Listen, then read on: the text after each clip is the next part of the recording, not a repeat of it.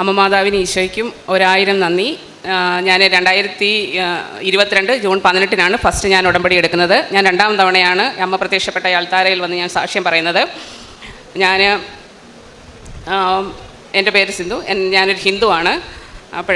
First ഞാൻ ആദ്യം ഉടമ്പടി എടുത്തു. അതിൻ്റെ നിയോഗം വെച്ച് ഞാൻ പ്രാർത്ഥിച്ച് ആ കാര്യങ്ങളെല്ലാം ഞാൻ ആദ്യത്തെ സാക്ഷ്യത്തിൽ ഞാൻ പറഞ്ഞിട്ടുണ്ടായിരുന്നു.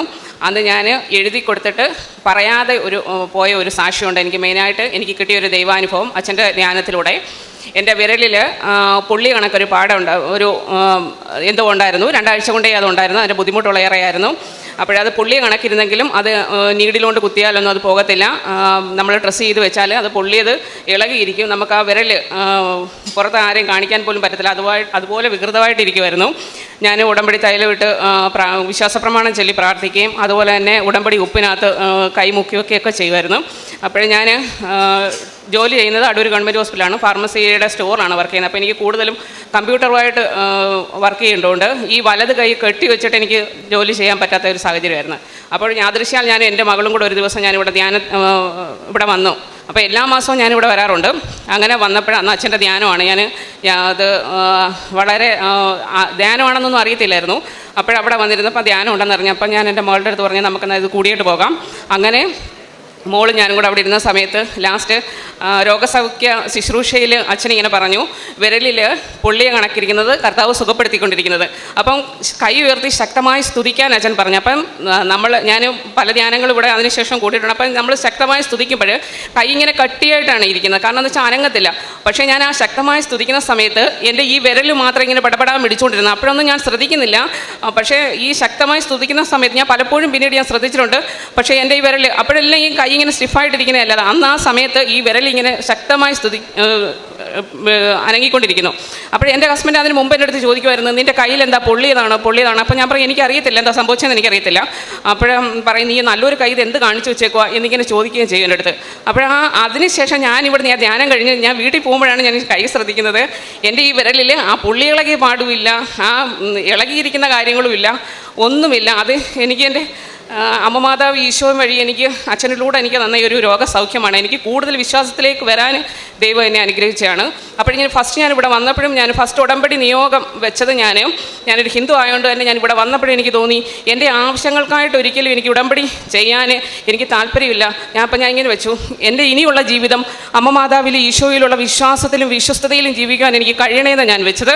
പിന്നെ എൻ്റെ ഒരു ഉടമ്പടി നിയോഗം ഞാൻ വെച്ചിരുന്നതെന്ന് വെച്ചാൽ എൻ്റെ മകൾ 2 പെൺകുട്ടികളാണ്. രണ്ടാമത്തെ ആൾ LLBക്ക് അഡ്മിഷന് വേണ്ടിയിട്ട് 5 ഇയർ ഇൻ്റഗ്രേറ്റഡ് LLBക്ക് അഡ്മിഷന് വേണ്ടിയിട്ട് അവർക്ക് സ്റ്റേറ്റ് മെറിറ്റ് കിട്ടണമെന്നായിരുന്നു. അപ്പം ഞാൻ അതിവിടെ ഉടമ്പടി നിയോഗം വെച്ചു. അപ്പോൾ നമ്മളൊരു കോളേജ് മനസ്സിൽ വിചാരിച്ചു. അപ്പോൾ അവിടെ തന്നെ അവൾക്ക് അഡ്മിഷൻ കിട്ടണമെന്നാണ്. പക്ഷേ അവളും കൂടെ മനസ്സുകൊണ്ട് പ്രിപ്പയർഡ് ആകണമായിരുന്നു ആ അഡ്മിഷന് വേണ്ടിയിട്ട്. കാരണം നമ്മളൊരു കോളേജ് സെലക്ട് ചെയ്യുമ്പോൾ ഒരിക്കലും കുട്ടികൾ അക്സെപ്റ്റ് ചെയ്യത്തില്ല അവിടെ ചെന്ന് കഴിഞ്ഞ് സ്ട്രിക്റ്റ് ആക്കി ആകുമ്പോൾ. അപ്പോഴും അവൾ തന്നെ ഇങ്ങോട്ട് പറഞ്ഞു, അതിന് മുമ്പേ പറഞ്ഞു എനിക്ക് ഇന്ന കോളേജ് മതി എന്ന് പറഞ്ഞു. അപ്പോൾ എൻ്റെ മനസ്സിൽ നമ്മൾ പ്രാർത്ഥിച്ചതും അതുതന്നെ, ദൈവം അവളുടെ തോന്നിച്ചതും അതുതന്നെ എന്നുള്ള രീതിയിൽ അവൾക്ക് സ്റ്റേറ്റ് മെറിറ്റിൽ തന്നെ അഡ്മിഷൻ കിട്ടി. അതൊന്ന്. പിന്നെ അതുപോലെ തന്നെ ഒരു ഹൗസിംഗ് ലോണിന് വേണ്ടിയിട്ട് നമ്മൾ കൊടുത്തിട്ടുണ്ടായിരുന്നു. നമ്മൾ പല ബാങ്കിനെ സമീപിച്ച് അപ്പോഴെല്ലാം നമുക്ക് മുൻപ്രമാണമില്ലാതെ ലോൺ സാങ്ഷനായി വരത്തില്ല. കാരണം മുൻപ്രമാണം നമുക്ക് വസ്തു തന്ന ആൾ ഒരിക്കലും ഞങ്ങൾക്ക് തരത്തില്ല. ഞാൻ ഉടമ്പടി കാശ് രൂപവും അമ്മ മാതാവിൻ്റെ ഇവിടെ നിന്നുള്ള ഉടമ്പടി ഉപ്പും ഒക്കെ കൊണ്ടുപോയി ഞാൻ അവിടെ ചെന്ന് അവരുടെ വീട്ടിൽ ചെന്ന് പ്രാർത്ഥിച്ചു. ഞാൻ ചോദിച്ചിട്ടും പുള്ളി അത് തരാനൊന്നും തയ്യാറായില്ല. അപ്പോഴും എനിക്ക് പക്ഷേ പുള്ളിയുടെ ഗർവോ കാര്യങ്ങളോ ഒന്നും തോന്നിയില്ല. കാരണം മാതാവ് ആ സമയബന്ധിതമായി ഓരോ കാര്യങ്ങളും അച്ഛനെപ്പോഴും പറയും സമയബന്ധിതമായി അമ്മ നടത്തി തരുമെന്ന്. അങ്ങനെ ഞാൻ തിരിച്ച് വീട്ടിൽ പോരുന്നു. ഞാൻ ഒരു ഉടമ്പടി ധ്യാനം അച്ഛൻ്റെ ഓൺലൈൻ കേട്ടോണ്ടിരിക്കുന്ന സമയം എല്ലാ ആഴ്ചയിലും കൃത്യമായിട്ട് ഞാൻ ഉടമ്പടി ധ്യാനം കേൾക്കും. അത് ചിലപ്പോൾ ബുധനാഴ്ച ആയിരിക്കും, വ്യാഴാഴ്ച ആയിരിക്കും, കൃത്യമായിട്ട് ആഴ്ചയിൽ തന്നെ കേൾക്കിരിക്കും.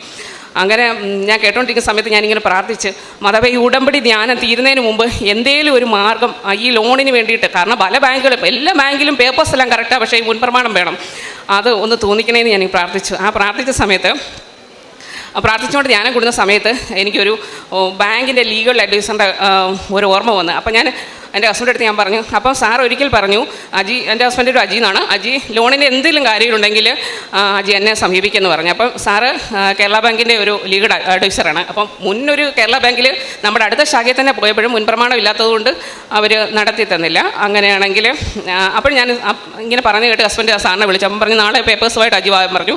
അങ്ങനെ സാറ് ബാങ്കിൽ വിളിച്ചു. ഈ പേപ്പേഴ്സ് എല്ലാം റെഡിയായി, ലോൺ സാങ്ഷനായി. അതിന് ലോൺ സാങ്ഷനാകുന്ന തൊട്ട് മുമ്പ് ഈ വസ്തുവിൻ്റെ ഉടമ ഹസ്ബൻഡ് വിളിച്ചിട്ട് പറഞ്ഞു, ഞാൻ പ്രമാണം എവിടെയാണെന്ന് വെച്ചാൽ പുള്ളി ഇങ്ങോട്ട്, ഞാൻ പ്രമാണം എവിടെയാണെന്ന് വെച്ചാൽ കൊണ്ട് കാണിക്കാം, നിങ്ങൾക്ക് കുട്ടികളൊക്കെ പഠിക്കുന്നതിലേ പൈസയ്ക്ക് ഒത്തിരി ആവശ്യമുണ്ടെന്ന് പറഞ്ഞു.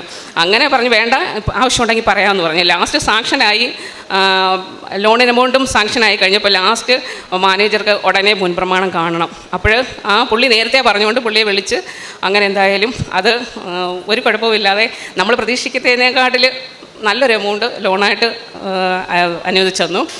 അതുപോലെ തന്നെ ഞാനിവിടെ 2022 വന്ന് ഉടമ്പടി എടുക്കുന്ന സമയത്ത് ഞാൻ ഡിപ്രഷന് ടാബ്ലറ്റ് എടുത്തുകൊണ്ടിരിക്കുന്ന ആളായിരുന്നു. ട്രിവാൻഡ്രം കിംസിലായിരുന്നു. അവിടെ സൈക്കാട്രി ഡോക്ടർ സുഷാ ജോൺ മാഡത്തിൻ്റെ കീഴിലുള്ള ട്രീറ്റ്മെൻറ്റിലായിരുന്നു. എനിക്ക് എന്താ പറയണ്ടേ, സ്ലീപ്പിംഗ് പിൽസ് ഇല്ലാതെ ഉറങ്ങാൻ പറ്റത്തില്ല. ആദ്യം ചെറിയ ഡോസുകളൊക്കെ മരുന്ന് തന്നെങ്കിലും അതിൽ നിന്ന് പറ്റാത്ത അവസ്ഥയായി. ചെറിയ സൗണ്ട് പോലും എനിക്ക് കേൾക്കാൻ പറ്റാത്ത അവസ്ഥയാണ്. അതൊന്നും ചെറിയ കാര്യങ്ങൾ പോലും എനിക്ക് ഉൾക്കൊള്ളാൻ പറ്റാത്ത അവസ്ഥയായിരുന്നു. ഞാൻ ഇവിടെ വന്ന് ഉടമ്പടി എടുത്തതിന് ശേഷം പതിയെ എനിക്ക് ആ ഫുള്ള് മരുന്നും, ഞാനിപ്പോഴാണെങ്കിലും ടാബ്ലറ്റ് ഇല്ലാതാണ് ഞാൻ ഉറങ്ങുന്നത്, ആ ഫുള്ള് മരുന്നും എനിക്ക് മാറ്റാൻ ആ ഒരു അവസ്ഥയിൽ നിന്ന് എനിക്ക് ഇത്രയും നിങ്ങളുടെ അടുത്ത് ഇങ്ങനെ സാക്ഷ്യം പറയാനുള്ള ഒരു അവസ്ഥയിലേക്ക് ദൈവം എന്നെ എത്തിച്ചു. അതുപോലെ തന്നെ എൻ്റെ മകൾ ഫസ്റ്റ്, മൂത്ത ആൾ ജോർജിയയിൽ MBBS സെക്കൻഡ് ഇയറാണ്. അപ്പോൾ ഫസ്റ്റ് ഇയറിൽ അവൾക്ക് ആദ്യത്തെ നമ്മൾ കുറച്ച് ലേറ്റായിട്ടാണ് അവൾ അവിടെ ലാസ്റ്റ് ഇൻടേക്കായിട്ടാണ് അവൾ ഇവിടുന്ന് പോയത്. അപ്പം ക്ലാസ് തുടങ്ങി കുറേ ദിവസമായിരുന്നു. അതുകൊണ്ട് കുറേ അവിടെ എന്ന് വെച്ചാൽ ഓരോ സെമ്മിലും അവർക്കെന്ന് വെച്ചാൽ സെം എക്സാം പാസ്സാവണമെന്നുണ്ടെങ്കിൽ അതിന് മുമ്പ് ചെറിയ എക്സാമുകളുണ്ട്. അതൊരു 5 മാർക്ക് 3 മാർക്കൊക്കെ വെച്ചാൽ, അപ്പോൾ എല്ലാ ക്ലാസ്സും അറ്റൻഡ് ചെയ്താൽ മാത്രമേ ആ ഏത് ക്ലാസ്സിലാണ് അസസ്മെൻറ്റ് ഇടുന്നതെന്ന് പറയാൻ പറ്റത്തില്ല. അന്നേരം ആ ഒരു സാഹചര്യത്തിൽ ഒരു സബ്ജക്റ്റിന് അവൾക്ക് മിഡ് ടേം എഴുതണമെന്നുണ്ടെങ്കിൽ ഒരു മിനിമം മാർക്ക് വേണം. ആ മിഡ് ടേം എഴുതാനുള്ള മാർക്ക് അവൾക്കില്ലായിരുന്നു ഒരു സബ്ജക്റ്റിന്. അപ്പോൾ ഞാനിവിടെ വന്ന് അച്ഛനെ കാണാനായിട്ട് ഞാൻ ഓഫീസിൽ ചെന്ന് നിന്നപ്പോൾ ഫസ്റ്റിൽ എൻ്റെ അടുത്ത് പറഞ്ഞു, മോളുണ്ടോ കൂടെ? ഇല്ല. മോളുടമ്പടിത്തുണ്ടോ? ഇല്ല. എന്നാൽ പറ്റത്തില്ല, അച്ഛനെ കാണാൻ പറ്റത്തില്ല, നിങ്ങൾ ഉണ്ടെങ്കിൽ തെളിവ് കൊണ്ടുവരാൻ പറഞ്ഞു. അപ്പോൾ എൻ്റെ കയ്യിൽ തെളിവൊന്നുമില്ല. ഞാൻ അന്നേരം ഇവിടെ വന്നിരുന്ന് പ്രാർത്ഥിച്ചിരുന്ന സമയത്ത് അച്ഛനിങ്ങനെ ആൾത്താരയിൽ പിന്നെ ഓരോരുത്തരെയും തലയിൽ കൈവച്ച് വിശ്വാസപ്രമാണം ചൊല്ലി പ്രാർത്ഥിക്കാൻ പറയുന്നുണ്ട്. അപ്പോൾ ഞാൻ അവിടെ ഇരുന്ന് കൊന്ത ചൊല്ലി. ആ പ്രാർത്ഥിക്കാൻ പറയുന്ന സമയമല്ല ഞാൻ വിശ്വാസപ്രമാണം ചൊല്ലി. കാരണം എന്ന് വെച്ചാൽ ഞാൻ അപ്പോഴെല്ലാം എൻ്റെ മനസ്സ് വിചാരിച്ചു, എന്നെ മകളെയാണ് അച്ഛനാണെങ്കിൽ പ്രാർത്ഥിക്കാൻ പറയുന്നതെന്ന്. ഞാൻ ഇവിടുന്ന് ഇറങ്ങി ഞാൻ ഓഫീസിൻ്റെ അടുത്ത് എത്തിയപ്പോൾ നല്ല അതുവരെ എൻ്റെ ജീവിതത്തിൽ അനുഭവിക്കാത്ത മുല്ലപ്പൂവിൻ്റെ മണം. ഞാൻ ചുറ്റും ഒന്ന് കറങ്ങി നോക്കി ഇവിടെ വല്ല മുല്ലപ്പൂ ഉണ്ടോ എന്നുള്ളത് അറിയാനായിട്ട്. അത്ര ശക്തമായ ഒരു മണം. അപ്പോൾ എനിക്ക് മനസ്സിലായി അമ്മമാതാവ് ഏറ്റെടുത്ത് കഴിഞ്ഞു എന്ന് പറഞ്ഞു. അവർ എക്സാം ഇടാത്തതാ, രണ്ടാമത് മിനിമം മാർക്ക് കിട്ടാത്ത കുട്ടികൾക്ക് വേണ്ടിയിട്ട് 2 കുട്ടികളെ ഉള്ളായിരുന്നു. ഒന്ന് ഇവളും ഒന്ന് വേറൊരു കുട്ടിയും. അവർക്ക് വേണ്ടിയിട്ട് മാത്രം എക്സാം ഇട്ടിട്ട് എഴുതാൻ ചെന്നിരുന്നപ്പോൾ അവർ ചോദിച്ചു, എത്ര മാർക്ക് നിനക്ക് ഇടണമെന്ന് ചോദിച്ചു. അപ്പോൾ അവൾ പറഞ്ഞു, ഇത്ര മാർക്ക് എനിക്ക് ഇടണം. ആ കറക്റ്റ് ഒരിക്കലും നടക്കാത്തൊരു കാര്യമാണ്. കറക്റ്റ് അവർ ആ മാർക്ക് കൊടുത്ത് അവളെ പാസ്സാക്കി. അതുപോലെ തന്നെ അവൾ ആദ്യത്തെ വർഷം മാത്രമേ അവൾക്ക് ഹോസ്റ്റലിൽ താമസിക്കാൻ പറ്റുള്ളൂ. 2ാമത്തെ വർഷം അപ്പാർട്ട്മെൻറ്റ് എടുക്കണം.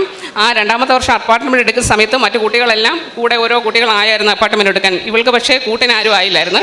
ആ സമയത്ത് ഞാൻ മാതാവിനോട് പ്രാർത്ഥിക്കും, മാതാവേ അവൾക്ക് നന്നായി പഠിക്കാനും നന്നായി പ്രാർത്ഥിക്കുവാനും സന്തോഷമായിട്ടിരിക്കാനും. കാരണം സന്തോഷമായിട്ടിരിക്കാന്ന് വെച്ചാൽ ഇവൾക്ക് കുറേ ഹോം സിക്നെസ് ഉള്ള കൂട്ടത്തിലാണ്. നമ്മളെയൊക്കെ വിട്ടു നിൽക്കുന്ന ഭയങ്കര ബുദ്ധിമുട്ടുള്ള കൂട്ടത്തിലായിരുന്നു. അപ്പോഴേ ഞാനിങ്ങനെ പ്രാർത്ഥിച്ചുകൊണ്ടിരിക്കുമായിരുന്നു. അപ്പോൾ 1.5 മാസത്തോളം അവരുടെ വേറെ ഫ്രണ്ട്സിൻ്റെ കൂടെയാണ് താമസിച്ചുകൊണ്ടിരുന്നത്. അങ്ങനെ ഇരുന്നപ്പോൾ കഴിഞ്ഞ ഡിസംബർ 7-ന് ഒരു 2-3 ദിവസം മുമ്പ് ഞാൻ പ്രാർത്ഥിച്ചു, മാതാവേ ഞാൻ പ്രാർത്ഥിക്കാം, അമ്മ മാതാവ് തന്നെ ഒരു റൂം അവൾക്ക് റെഡിയാക്കി കൊടുക്കണേ. അമ്മയും ഈശോയും തന്നെ അവിടെ ഇടവും വലവും ആയിരിക്കണം. അവൾക്ക് സന്തോഷമായിട്ടിരിക്കാനും നന്നായി പ്രാർത്ഥിക്കുവാനും പഠിക്കുവാനുള്ള അവസരം കൊടുക്കണേ. അപ്പോൾ ഞാനിങ്ങനെ പ്രാർത്ഥിക്കും, മാതാവേ റൂം അമ്മ എടുത്തു കൊടുക്കുകയാണെന്നുണ്ടെങ്കിൽ അത് ഡിസംബർ 7-ന് തന്നെ കിട്ടും എന്നിങ്ങനെ പ്രാർത്ഥിച്ച് ഞാൻ ഡിസംബർ 7-ന് അപ്പോൾ ഞാനിങ്ങനെ അതേക്കുറിച്ച് ഇങ്ങനെ ചിന്തിക്കുന്നില്ല. അപ്പോൾ ഞാൻ ഇങ്ങനെ പറഞ്ഞു, ഇങ്ങനെ ഡിസംബർ 7-ന് ഞാൻ വൈകിട്ട് സൈന പ്രാർത്ഥന ചൊല്ലിക്കൊണ്ടിരിക്കുമ്പോൾ എൻ്റെ ഹസ്ബൻഡ് ആണെങ്കിലും മോളുടെ മെസ്സേജ് ഇങ്ങനെ ഓപ്പണാക്കി വായിക്കണം. അപ്പോൾ ഇവളിങ്ങനെ മെസ്സേജ് ഇട്ടേക്കുന്നത്, അമ്മ അപ്പാർട്ട്മെൻറ്റ് റെഡിയായി, ഇന്ന് ടോക്കൺ അഡ്വാൻസ് കൊടുക്കുകയാണ് എന്ന് പറഞ്ഞ്. ആ ഡിസംബർ 7 തന്നെ മാതാവ് അമ്മ തന്നെ അത് ഒരുക്കി അവൾക്ക് കൊടുത്തു. അതൊന്ന്. അതുപോലെ തന്നെ എൻ്റെ ഒരു കസിന് കിട്ടിയ രോഗസൗഖ്യമാണ്. അവൾക്ക് പരോട്ടിഡ് ഗ്ലാൻഡിൽ ചെറിയൊരു സിസ്റ്റം ഉണ്ടായിരുന്നു. അപ്പോൾ അവൾ എൻ്റെ അടുത്ത് അധികം മിണ്ടാറും ഒന്നുമില്ല. പക്ഷേ ഇത് സിസ്റ്റ് അത് FNAC ചെയ്തപ്പോൾ CAയുടെ ഒരു സാധ്യത പറഞ്ഞു. അപ്പോൾ ഞാൻ ഇത് അറിഞ്ഞുകൊണ്ട് ഞാൻ ഇവളെ വിളിച്ചിട്ട് അന്ന് ഞാൻ അവൾക്ക് വേണ്ടി പ്രാർത്ഥിച്ചു. ഞാൻ എൻ്റെ കവിളിൽ പരോട്ടിഡ് ഗ്ലാൻഡ് എന്ന് പറയുമ്പോൾ ഈ ചെവിയുടെ ഫ്രണ്ട് സൈഡായിട്ടാണ്. അപ്പോൾ ഞാൻ എൻ്റെ കവിളിൽ വിശ്വാസപ്രമാണം ചൊല്ലി ഉടമ്പടിത്തേലും വെച്ച് പ്രാർത്ഥിച്ചു. അന്ന് രാത്രിയിൽ ഈശോയെ ഞാൻ സ്വപ്നം കണ്ടു. ഞാൻ ഈശോയെ സ്വപ്നം കണ്ടതെന്ന് വെച്ചാൽ ആ വെണ്മ എനിക്ക് പറയാൻ പറ്റത്തില്ല. അതേ വെണ്മ വെണ്മയിലൂടെ ഈശോ ആണെങ്കിൽ ആകാശത്ത് പ്രത്യക്ഷപ്പെട്ടായിട്ട് കാണാം. അപ്പം ഈശോയെ ഫേസ് ചെയ്ത് ചുറ്റിനും ആരോ നിൽക്കുന്നുണ്ട്. അതെന്താണെന്നൊന്നും എനിക്ക് പിടികിട്ടിയില്ല. അപ്പോൾ എന്നെ വേറെ ആൾ വിളിച്ച് കാണിക്കുവാണ്, മേളോട്ട് നോക്കും. അപ്പോൾ അടുത്ത് നിൽക്കുന്നത് എൻ്റെ ഹസ്ബൻഡ് പെങ്ങളാണ് നിൽക്കുന്നത് കാണുന്നത്. അപ്പം പുള്ളിക്കാരി പറയുന്നത് ഞാനൊന്നും കാണുന്നില്ലല്ലോ എന്ന് ചോദിക്കുന്നത്. അപ്പോൾ ഞാൻ മേളോട്ട് നോക്കിയപ്പോൾ ഈശോയാണ്. അത്രയേറെ വെണ്മയോടെ ഞാൻ കണ്ട്. അന്നേരം അതിനുശേഷം വന്നവരെല്ലാം എൻ്റെ തലയിൽ, അന്നേരം ഞാൻ ഈശോയെ കണ്ടല്ലോ, അപ്പോൾ എൻ്റെ തലയിൽ കൈവച്ച് പ്രാർത്ഥിക്കുന്നു.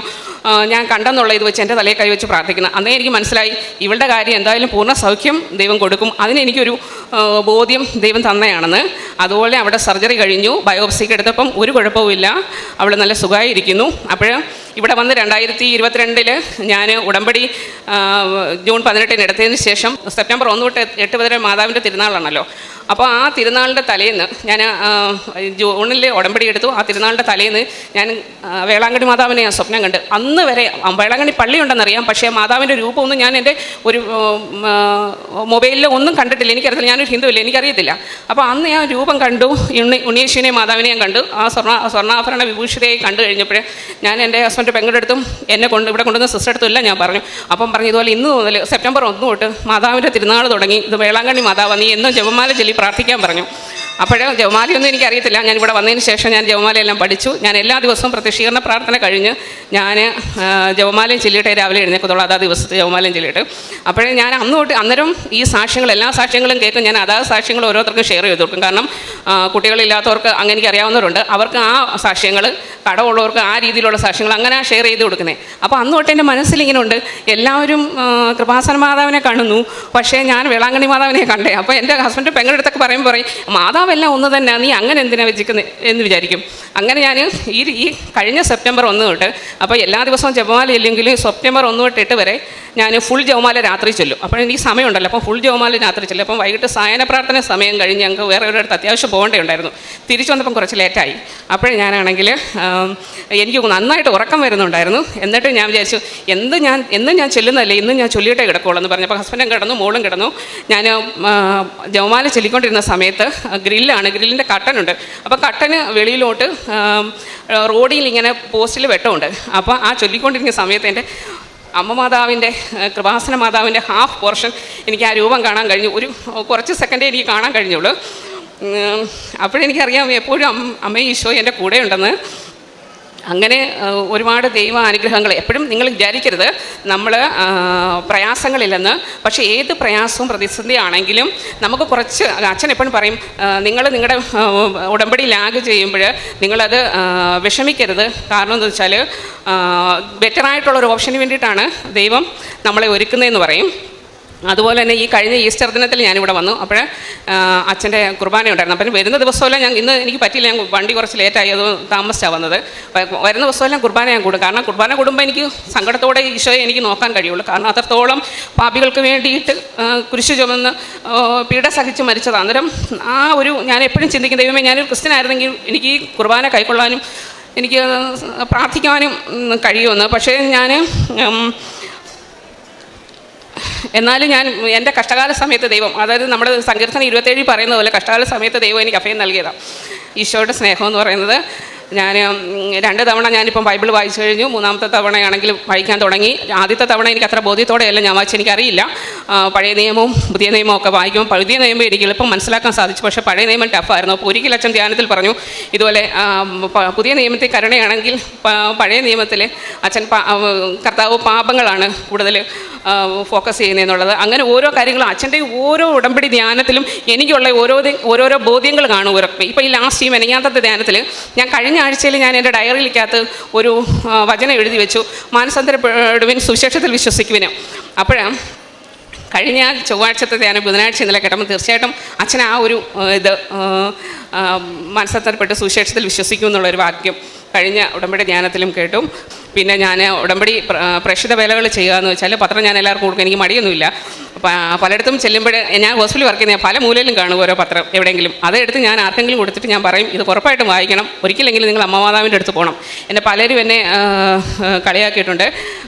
എൻ്റെ പേര് പോലും വിളിക്കാതെ എന്നെ കൃപാസനം എന്ന് കളിയാക്കി വിളിക്കും. ഞാനിങ്ങനെ പ്രാർത്ഥിക്കുകയും പത്രം കൊടുക്കുകയൊക്കെ ചെയ്യുന്നതുകൊണ്ട് എൻ്റെ മകളെ എന്തിനാണ് നിങ്ങളെ പത്രം കൊടുത്ത് കൊച്ചിൻ്റെ അടുത്ത് വിടുന്നതെന്ന് പറയും. അപ്പോഴെല്ലാം ഞാൻ മനസ്സിൽ ചിന്തിക്കും, ഈശോ ഇത്രയേറെ അന്നേരം ഹോസ്പിറ്റലിൽ തന്നെ കൊടുക്കുമ്പം ഡയാലിസിസ് പേഷ്യൻ്റൊക്കെ ചില പേഷ്യൻ്റെ അടുത്ത് ചോദിക്കും, ഞങ്ങൾ ഇങ്ങനെ പത്രം കൊടുത്ത് ഒരു ക്രിസ്ത്യൻ തന്നെ ഒരു ചേച്ചി എൻ്റെ അടുത്ത് പറഞ്ഞു, ഞാൻ കുറേ കൊടുത്തതാണ്, എനിക്ക് പത്രം വേണ്ട, ഞാനിതും കൊണ്ട് കുറേയൊക്കെ നടന്നിട്ടുള്ളതെന്ന് പറഞ്ഞു. അപ്പോൾ പക്ഷേ തിരിച്ചു വന്നപ്പോൾ എൻ്റെ അടുത്ത് പറഞ്ഞു, ഇനി സിസ്റ്ററിന് വിഷമം തോന്നണ്ട, ഞാൻ വാങ്ങിച്ചോളാമെന്ന് പറഞ്ഞ് എൻ്റെ ഇന്ന് തിരിച്ചു വാങ്ങിച്ചു. വേറൊരു പള്ളി എൻ്റെ അടുത്ത് പറഞ്ഞു, എന്തിനാണ് ഇങ്ങനെ കൊച്ചിനെ ഇങ്ങനെ പറഞ്ഞു കൊടുത്തത്, എന്തിനാണ് സിസ്റ്റർ? ഞാൻ പറഞ്ഞു, സ്വന്തം പുത്രനെ പോലും എന്താ പറയണ്ടേ പീഡയിൽ നിന്ന് ദൈവം മാറ്റി വെച്ചില്ല. പിന്നെ അന്നവിടെ സാധാരണ പാപികളായ മനുഷ്യനെ ദൈവം അത്രമാത്രം ലോകത്തെ സ്നേഹിച്ചു. തീർച്ചയായിട്ടും പ്രേക്ഷിത വേല ചെയ്യുക എന്ന് വെച്ചാൽ പത്രം കൊടുക്കും. അതുപോലെ തന്നെ ഞാൻ ഷെയർ യൂട്യൂബിലാണെങ്കിൽ വരുന്ന സാക്ഷ്യങ്ങളെല്ലാം കാണി അത് ഷെയർ ചെയ്ത് ചെയ്യും. ധ്യാനത്തിലാണെങ്കിൽ ശരി തന്നെ ചിലർ വേണ്ടാന്ന് പറഞ്ഞാലും ഇതാന്ന് പറഞ്ഞാലും ഞാൻ അവർക്ക് തന്നെ വീണ്ടും ഞാൻ ഇതിട്ട് കൊടുക്കും. പിന്നെ ഫുഡ് ഞാൻ വീട്ടിലുണ്ടാക്കിക്കൊണ്ട് കൊടുക്കുമായിരുന്നു ഹോസ്പിറ്റലിൽ. ഇപ്പം ഫുഡ് പൊതിച്ചോറ് അവിടെ അവർ കൊണ്ടുപോകാൻ സമ്മതിക്കുന്നില്ല. പിന്നെ ചെറിയ സാമ്പത്തിക സഹായങ്ങളും മരുന്ന് വാങ്ങിക്കാൻ പറ്റാത്ത എല്ലാം കൊടുക്കും. അമ്മ മാതാവിന് ഈശോയ്ക്ക് 1000